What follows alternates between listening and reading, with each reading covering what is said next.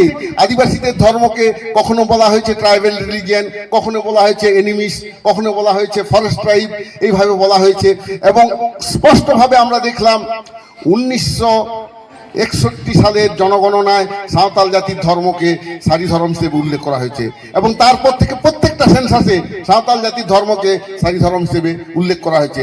1961 tunggak tamak asar kepite amem sajau sapdaule 1971, 1981, 1991, 2001, 2011 পর্যন্ত সাঁওতাল জাতির ধর্ম সারি ধর্ম উল্লেখ আছে। এমনকি আরেকটা তথ্য জানলে আপনারা অবাক হবেন, 1991 সালে এই বাঁকুড়া জেলার মাত্র 5টা থানার অধীনে 1,63,000 লোক তাদের ধর্মকে সারি ধর্ম বলেছেন। তখন ভারত সরকারের লোক গণনার নিয়ম অনুযায়ী যদি কোনো অপরিচিত ধর্মের মানুষ 1 লাখ বা তার বেশি তার ধর্মের নাম লেখেন, তাহলে সেটাকে গবেষকরা নিয়ে নেবে under the head lesser non religion. সে লেসার নন রিলিজিয়ন হিসেবে সারি ধর্ম সিলেক্ট হয়েছিল 1991 সালে। বাঁকুড়া ডিএমকে সেই চিঠিটা দেওয়া হয়েছিল, কিন্তু ওনারা সেটা নিয়ে কোনো গবেষণা করেননি। সেই তথ্য আমরা পেয়েছি।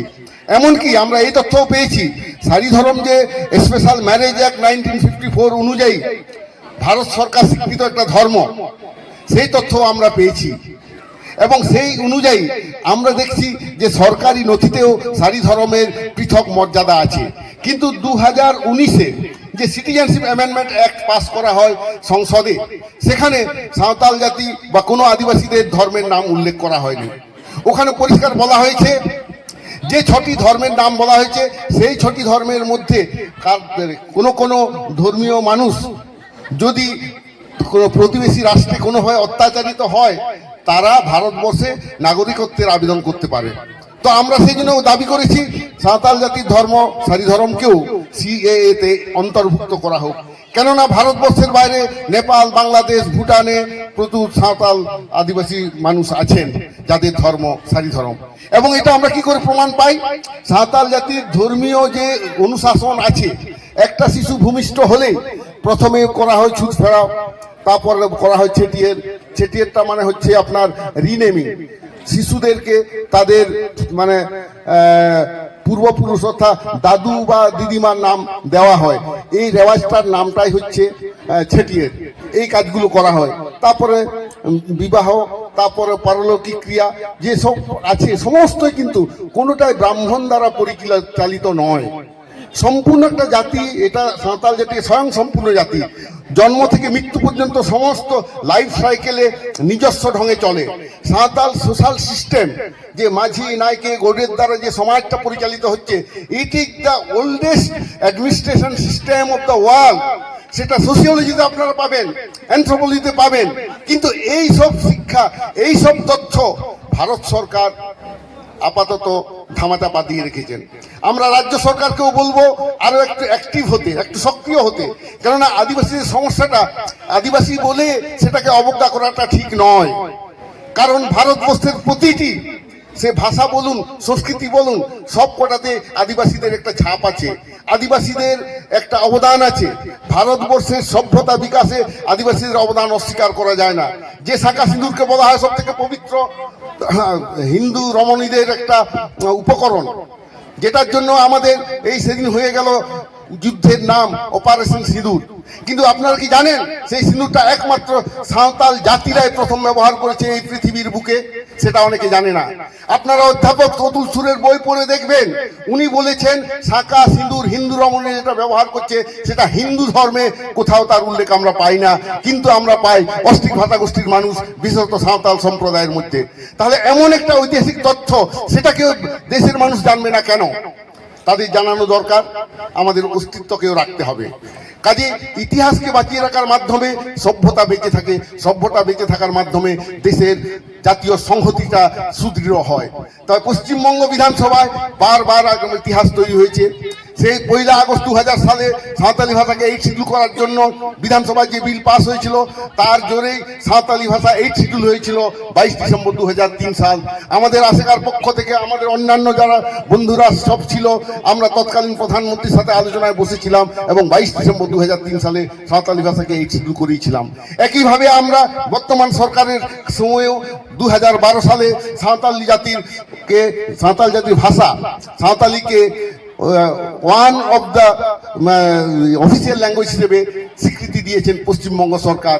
এবং সাঁওতালিতে লেখাপড়া যে 2008 সালে যেটা শুরু হয়েছে সেটা এখনো কন্টিনিউ হচ্ছে।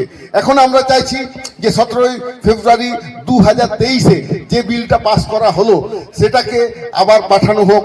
এবং আমরা চাই রাজ্য সরকারের প্রতিনিধি, আমাদের আদিবাসী যারা আমরা সাঁওতালরা আছি, সাঁওতাল সম্প্রদায়ের মানুষ যারা ধর্মীয় কোডের জন্য লড়াই করছি, আমাদের সাথে সরকার বসুক। আমরা তো কোনো কিছু দাবি করছি না, আমরা এখানে চাকরিও দাবি করছি না, আমরা জাতিসত্তা রক্ষার জন্য আমাদের ধর্মীয় অধিকারকে প্রতিষ্ঠা করতে চাইছি। আমাদের অধিকার আমাদেরকে দিতে হবে এবং এই অধিকারটা সাংবিধানিক অধিকার।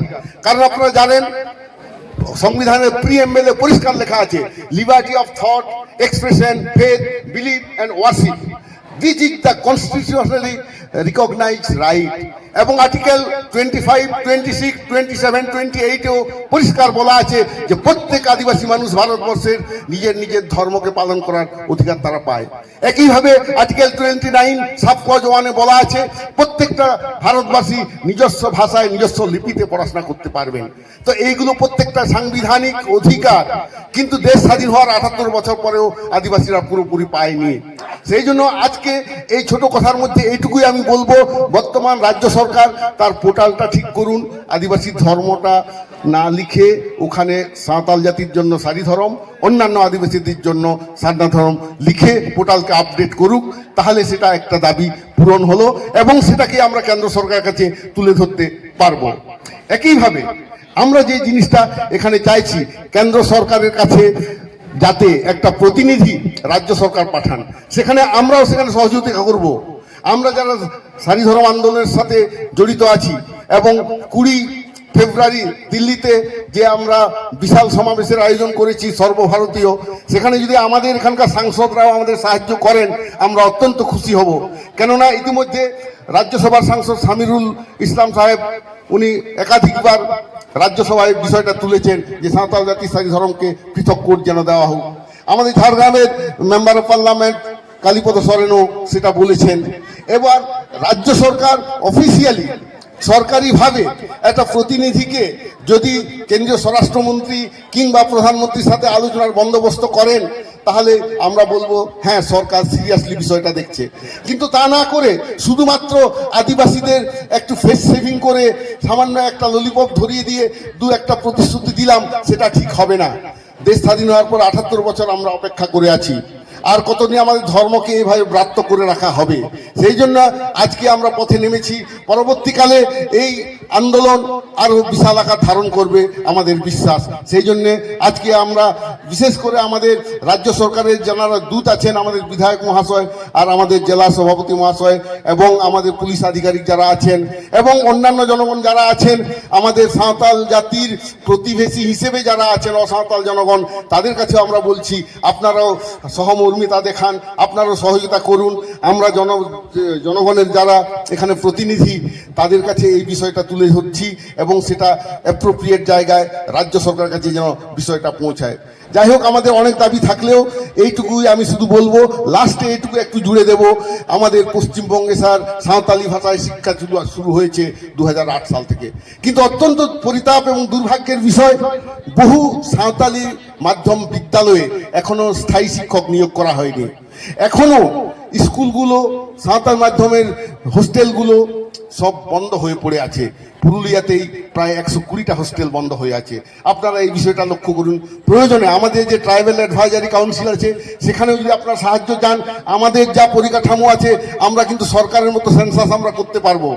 আমরা কিন্তু পরিষ্কারভাবে জিনিসটা তুলে ধরতে পারবো। আমরা সরকারের সঙ্গে সহযোগিতাই করতে চাই। আমরা সরকারের প্রতিদ্বন্দ্বী নই, আমরা সরকারের শুভাকাঙ্ক্ষী। কিন্তু সরকার যদি তার রাজধর্ম পালন না করে তাহলে আমাদের অধিকার আমাদেরকে ছিনিয়ে নিতে হবে, এ কথা বলতে আমি দ্বিধা করব না। কারণ এখানে স্বাধীন ভারতবর্ষে বাক স্বাধীনতা প্রত্যেকের আছে, স্বাধীন ভারতবর্ষে সাংবিধানিক অধিকার ভোগ করার অধিকার সকলেরই আছে। তা আপনারা যখন দায়িত্বে আছেন, আপনাদের কাছে বিনীত অনুরোধ, আমাদের কণ্ঠস্বর, আমাদের আশা আকাঙ্ক্ষা সরকারের কাছে আপনারা তুলে ধরবেন। এই কথা বলে সবাইকে আমার নমস্কার, ধন্যবাদ জানিয়ে আমি আমার বক্তব্য শেষ করলাম। নমস্কার, জোহার।